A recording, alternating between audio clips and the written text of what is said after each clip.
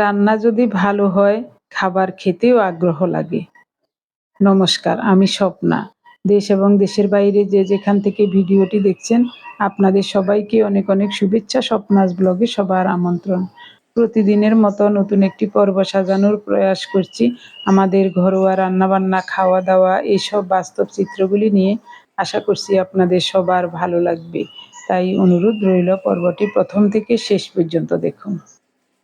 আজ অন্বেষা আসার কথা আমাদের বাসায়।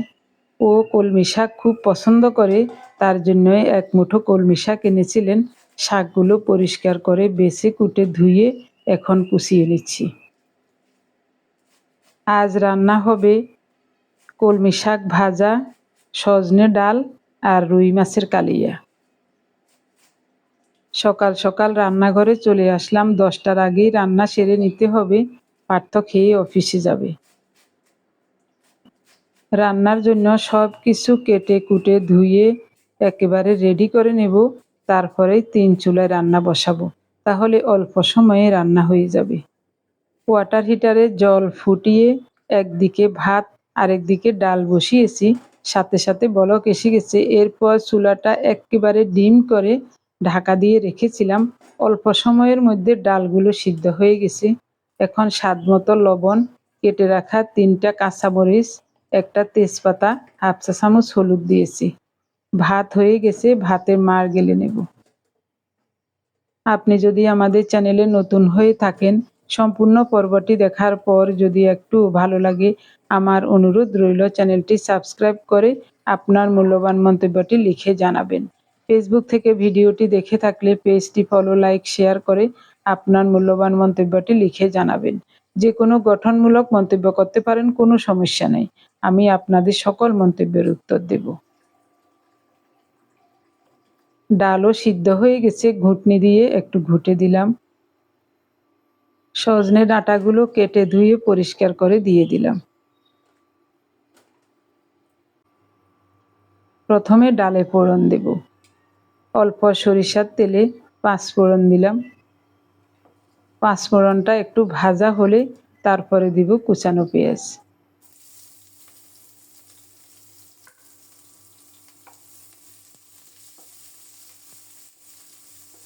পেঁয়াজটাকে লাল লাল করে ভেজে নেব। ভাজা হয়ে গেছে, এখন ডাল দিয়ে দেব। ফোটানো গরম জল দিয়ে ডাল ভাত বসিয়েছিলাম। অল্প সময়ে অল্প তাপে ডাল ভাত হয়ে গেছে।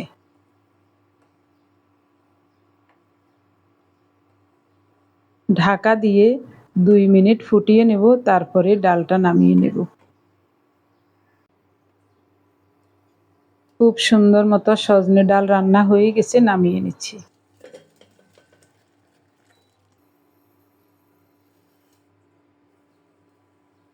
ডালের পাত্রটা মুছে রাখলাম। এই জালিটা দিয়ে ভাতের পাতিল, ডালের পাতিল এইসব মুছি। জালিটা ধুয়ে কড়াইটা মুছে নিলাম, আর ধুইতে হলো না। এবার শুকনো কাপড় দিয়ে আবারও মুছে দিচ্ছি। ওই কাপড়টাও একেবারে পরিষ্কার ধোয়া। শাক রান্না করব, অল্প করেই তেল দিলাম। তেল গরম হলে কুচানো রসুন, পেঁয়াজ আর কাঁচামরিচ দেব।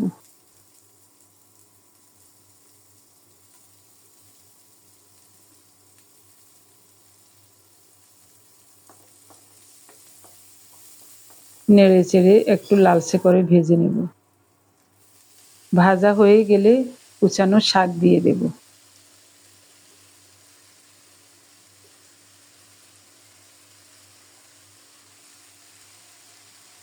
শাকের পরিমাণ লবণ দিলাম।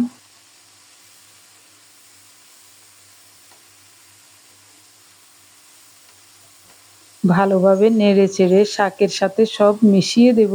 তারপরে ঢেকে রান্না করব 2-3 মিনিট। বেশিক্ষণ ঢাকা দিয়ে রান্না করলে শাকের সবুজ আভাটা নষ্ট হয়ে যাবে। 2-3 মিনিট রান্না করলে এরই মধ্যে শাক সিদ্ধ হয়ে যাবে, কারণ শাকগুলো একেবারে কচি, সিদ্ধ হতেও বেশি সময় লাগবে না। এদিকে আমি মাছ রান্নার জন্য রসুন, পেঁয়াজ, টমেটো একসাথে ব্লেন্ড করে নেব। পাটায় বেটেও দেওয়া যেত, কিন্তু পাটায় বাটতে ইচ্ছা করছে না। সব সময় পাটায় বাটা মশলার স্বাদই আলাদা হয়।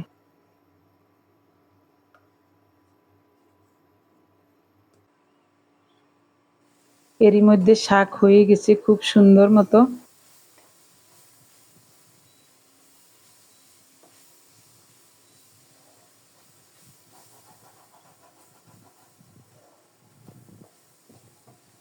শাকটা নামিয়ে নেব। মাঝে একবার ঢাকা উঠিয়ে নেড়ে দিয়েছিলাম।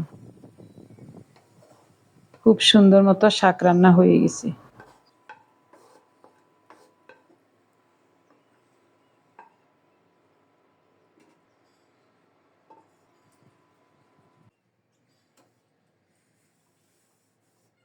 কড়াইটা আবারও জালি দিয়ে মুছে নিলাম।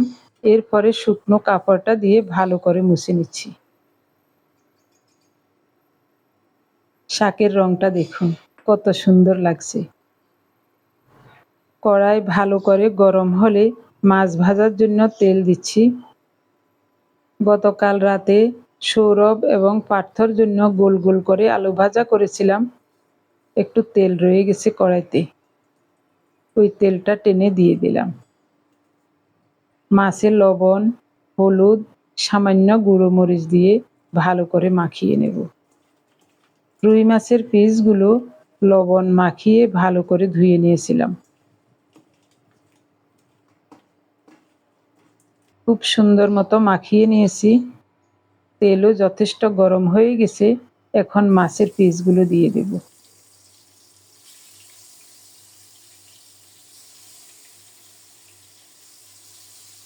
4 কেজি ওজনের বড় রুই মাছের পেটি।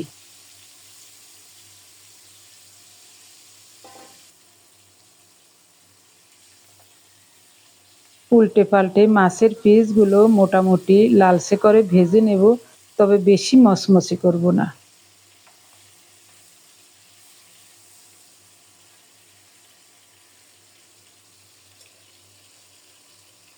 কাঠের খুন্তি দিয়ে উল্টানো যাচ্ছে না, তাই স্টিলের খুন্তি দিয়ে আলতো হাতে উল্টিয়ে দিচ্ছি। কড়াইতে যেন চোট না লাগে সেটাও খেয়াল রাখছি।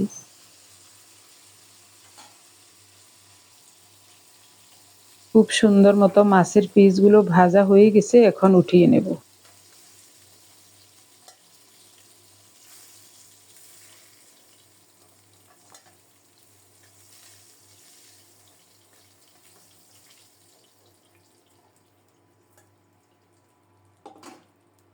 এই তেলেই গোটা জিরা ফোড়নে দিলাম, একটা তেজপাতা দিয়েছি। ফোড়নটা রেডি হলে ব্লেন্ড করা মশলাটা দিয়ে দেব। পেঁয়াজ, রসুন আর টমেটো।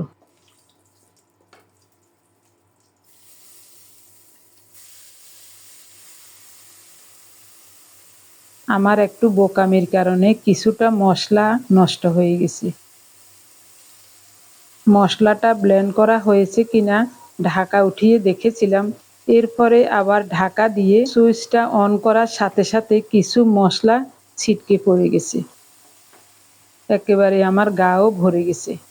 সাথে সাথে দিশ না পেয়ে সুইচটা অফ করে দিয়েছি। তাই 4 ভাগের 1 ভাগ মশলা নষ্ট হয়ে গেছে। এখানে যা আছে তা দিয়েও যথেষ্ট হবে, তারপরেও ওটা থাকলে আর একটু গ্রেভি বেশি হতো।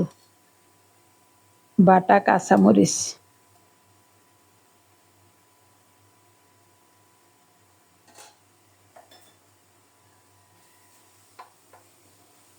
সব মিলিয়ে নেড়ে চেড়ে খুব সুন্দর মতো মশলাটাকে কষিয়ে নেব। মশলাটাকে আরো ভালো করে কষানোর জন্য ব্লেন্ডারে জার ধুয়ে অল্প একটু জল দিয়েছি।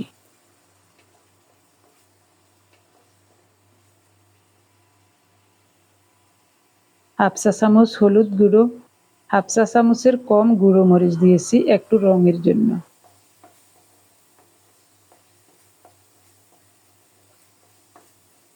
আর কোনো মশলা দেব না, প্রয়োজনে লবণ দেব পরে, কারণ মাছ মাখানোর সময় একটু লবণ বেশি পড়ে গিয়েছিল, তার জন্য পরেই লবণটা দেব দেখে শুনে।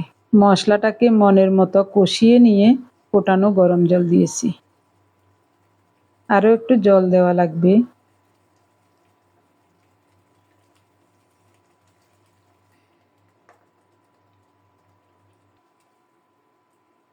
ঝোলটা টকবক করে ফুটছে, এখন দেব ভেজে রাখা মাছগুলো।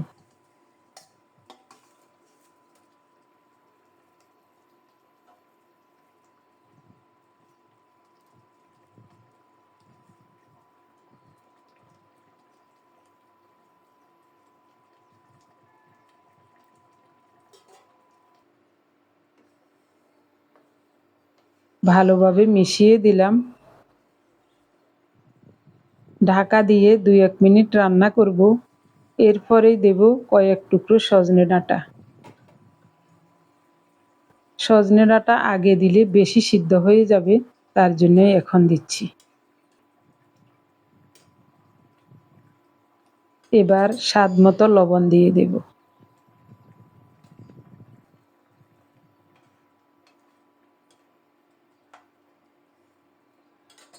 এরপর ঢেকে রান্না করব আরও 3-4 মিনিট, তারপরেই নামাবো। খুব সুন্দর মতো রান্নাটা হয়ে গেছে, ঝোলটাও মাখো মাখো হয়েছে, আর বেশি কমাবো না। নামানোর আগে কয়েক টুকরো কুচানো কাঁচামরিচ দিয়েছি।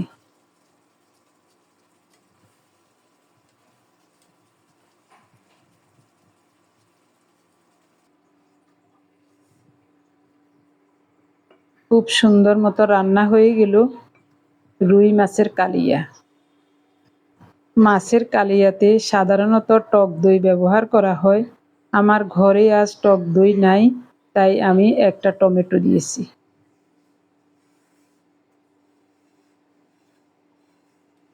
হালকা মশলায় দারুণ রান্না।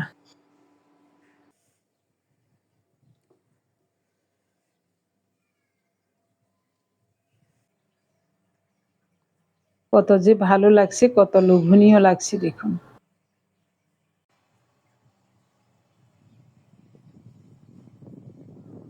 বড় রুই মাছের পেটি দিয়ে চমৎকার স্বাদে কালিয়া রান্নাটা কেমন লেগেছে অবশ্যই কমেন্টস করে জানাতে ভুলবেন না। ভালো লাগলে এভাবে একবার রান্না করে খেয়ে দেখবেন। এখন দিনের 3:30 বাজে, রান্না হয়েছে সেই সকালবেলায়। আমার ছোট বোনের মেয়ে অন্বেষা, ও ঢাকায় ইউনিভার্সিটিতে পড়ালেখা করে হোস্টেলে থেকে। আসার কথা ছিল, বলছিল সকালবেলায় আসবে। তো 10টা 11টা বেজে গেছে, তখন আমি ফোন দিয়েছিলাম। ও বলছে, মাসিমণি আমার শরীরটা তেমন ভালো লাগছে না, যেতে ইচ্ছা করছে না, আর বাইরে যে রৌদ্র গরম, এই রোদে বের হতে একটুও ভালো লাগছে না।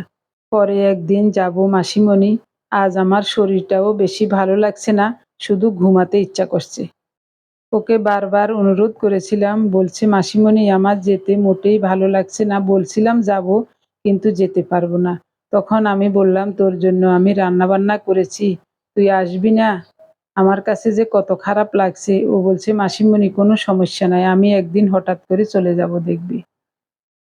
তো যাই হোক, মেয়েটা আসবে না শুনে মনটাই খারাপ হয়ে গেল। এখন আমাদের জন্য দুপুরের খাবার বেড়ে নিচ্ছি। সেই সকালবেলায় রান্না করেছি, ভাত তরকারি সব ঠান্ডা হয়ে গেছে। এই পাত্রটাতে নিম পাতা ভেজে রেখেছিলাম, তো নিম পাতা ভাজা হয়েছে। পাত্রটা একটু ঠান্ডা হওয়ার জন্য আমি রান্নাঘরের জানালাটা খুলতেই এত জোরে হাওয়া আসলো, নিম পাতাগুলো উড়ে চলে গেল সব। পুরো ঘরটা কিছুক্ষণ আগে মুছে নিয়েছিলাম, তাই ঘরটা পরিষ্কারই ছিল। পরে একটা একটা করে পাতাগুলো কুড়িয়ে নিয়েছিলাম, মচমচেই আছে। এখন গুঁড়ো করে ওনাকেও দিয়েছি, আমিও নিয়েছি। জানালাটা খুলতেই পাতাগুলো আমার চোখের সামনে উড়ে যাচ্ছে, দেখে আমার খুব ভয়ও লেগেছে আর হাসিও পেয়েছিল। আজ কয়দিন খুব হাওয়া বইছে, এই হাওয়াতে আবার ধুলোবালিও আসছে ঘরে। প্রতিদিনই ঘর ঝাড়ু দিয়ে মুছতে হয়। এমনিতেই হয়তোবা একদিন পর পর ঘর মুছতাম, কিন্তু এখন প্রতিদিনই ঘর মুছতে হয়। একটু ভিনেগারের জল খাচ্ছি। 1 চা চামচ পরিমাণ apple cider vinegar with mother নিয়েছি। এরপরে নর্মাল জল, তারপরে ফোটানো গরম জল দিয়ে পানীয়টা কুসুম গরম করে নিয়েছি। ভাত খাওয়ার আগ মুহূর্তে ভিনেগারের জল খেলে আমার কাছে খুব ভালো লাগে। এটা শুধু আমার কথা নয়, এটা ডক্টর জাহাঙ্গীর কবির স্যারের কথা। পেটে যদি কোনো খারাপ ব্যাকটেরিয়া থাকে, ভিনেগারের জল খেলে ওই খারাপ ব্যাকটেরিয়া নষ্ট হয়ে ভালো ব্যাকটেরিয়া গ্রো করে। তখন খাবারটা ভালোভাবে হজম হয়ে খাবারের পুষ্টিগুণটা আমাদের শরীরের বিভিন্ন কাজে লাগে। আমাদের ভিনেগার খাওয়া দেখলে আপনাদের অনেকের মনে প্রশ্ন জাগে এবং অনেকেই কমেন্টসের মাধ্যমে জানিয়েছেনও ভিনেগারটা কেন খাচ্ছি, এটা কি উপকারে আসে। আসলে ডক্টর জাহাঙ্গীর কবির স্যারের কথা জেনে বুঝে মেনে ওনার লাইফস্টাইল ফলো করছি গত 6 বছর যাবৎ। সেই হিসাবে ভিনেগারটাও খাই, তবে বাজারের কেনা ভিনেগার কখনো খাই নাই, সব সময় নিজে তৈরি করে খেয়েছি। এটাও আমার নিজের তৈরি করা apple cider vinegar with mother. আপনারা যারা প্রতিনিয়ত আমাদের ভিডিওগুলি দেখে থাকেন, আপনারা অবশ্যই দেখেছেন আমি কিভাবে ভিনেগার তৈরি করেছি, সেটাও আমি আপনাদের সাথে শেয়ার করেছি। তো এই ভিনেগারের গুণাগুণের কথা বলে কয়ে শেষ করা যাবে না। ভিনেগারে যে গুড ব্যাকটেরিয়া আছে, এটা আমাদের শরীরের অনেক অনেক উপকার করে এবং রোগ প্রতিরোধ ক্ষমতাও বাড়ায়।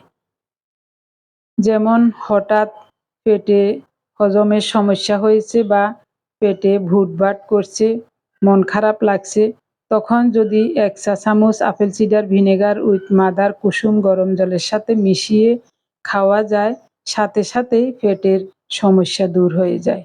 এটা একেবারেই প্রমাণিত। আরও ভালোভাবে প্রমাণিত হলো, গতকাল সৌরভ আসছিল আমাদের বাসায়। তো কয়েকদিন আগে ও আমাদের বাসায় আসছিল, আমাদের এখান থেকেই খাগড়াছড়ি গিয়েছিল। যাওয়ার সময় ওর পেটটা মনে হচ্ছে যেন খারাপ লাগছে। তো ও বলছে, পিসিমা আমার পেট তো মনে হচ্ছে একটু নরম হয়ে গেছে, ওষুধ কিছু আছে কিনা। তো আমি বলছি, বাবা আমাদের ঘরে তো কোনো ওষুধ নাই, তবে একটা জিনিস আছে। বলছে কি, আমি বলছি apple cider vinegar with mother, এটা খাবি? বলছে খেলে কি উপকার হবে? তখন আমি বলছি খেয়ে দেখ না উপকার হয় কিনা। তো ওকে যাওয়ার মুহূর্তেই 1 গ্লাস কুসুম গরম জলের সাথে 1 চা চামচ ভিনেগার মিশিয়ে দিয়েছিলাম। ও খেয়ে সাথে সাথে বের হয়েছে। পরে গতকাল রাতেই বলছে, পিসিমা ওই দিন ভিনেগারের জলটা খাওয়াতে আমার যে কি উপকার হয়েছে। ওই ভিনেগারের জলটা খাওয়াতেই আমি 7-8 ঘন্টা জার্নিং করে বাসায় গিয়ে পৌঁছেছি। পথে আমার কোনো সমস্যা হয় নাই। সেই থেকে আজ পর্যন্ত পেটে কোনো সমস্যা নাই। তো এই কথাটা শুনে আমি খুবই আনন্দিত হয়েছি, খুব ভালো লেগেছে আমার কাছে। ভিনেগারের জল খেয়ে আমরা তো প্রতিনিয়ত উপকার পাচ্ছি, তবে সৌরভের মুখে কথাটা শুনে আরও বেশি ভালো লাগছে। তো আপনারা যারা বলেন ভিনেগারের জল খেলে কি হয়, কি উপকার হয়, একটু বলবেন প্লিজ। আপনাদের জন্যই কথাগুলি বললাম। তবে বাজারের কিনা ভিনেগারের কথা বলতে পারবো না। নিজ হাতে যদি আমার মতো এভাবে ভিনেগার তৈরি করে খান, এটাতে উপকার হবে 100-তে 100, এটা আমি গ্যারান্টি দিয়ে বলতে পারবো। প্রতিদিন খাওয়ার আগে যদি 1 চা চামচ ভিনেগারের জল খাওয়া যায়, তাহলে পেটে কোনো গ্যাস অম্বল হবে না। আমাদের হয় না। আপনাদের সাথে কথা বলতে বলতে রান্নাগুলি কেমন হয়েছে সেটাই বলতে ভুলে গিয়েছিলাম। প্রথমেই বলি, কলমি শাকটা খুবই চমৎকার হয়েছিল। এরপর রুই মাছের কালিয়াটা, এটা তো দারুণ হয়েছে। শুধু একটু মাখো মাখো গ্রেভি দিয়ে ভাত খেতে খুব ভালো লাগছে। আর সজনে ডাল, এটাও প্রতিদিনের মতো খুবই ভালো লাগছে খেতে। সজনে ডাঁটা বিশেষ করে আমরা সবাই খুবই পছন্দ করি, তাই বেশিরভাগ সময় আমি সজনে ডাল রান্না করি। আর যে কোনো মাছ অথবা নিরামিষ রান্নার সাথে কয়েক টুকরো সজনে ডাঁটা দিয়ে দিই, খেতে খুব ভালো লাগে। সবাই ভালো থাকুন, দেখা হবে আগামী পর্বে।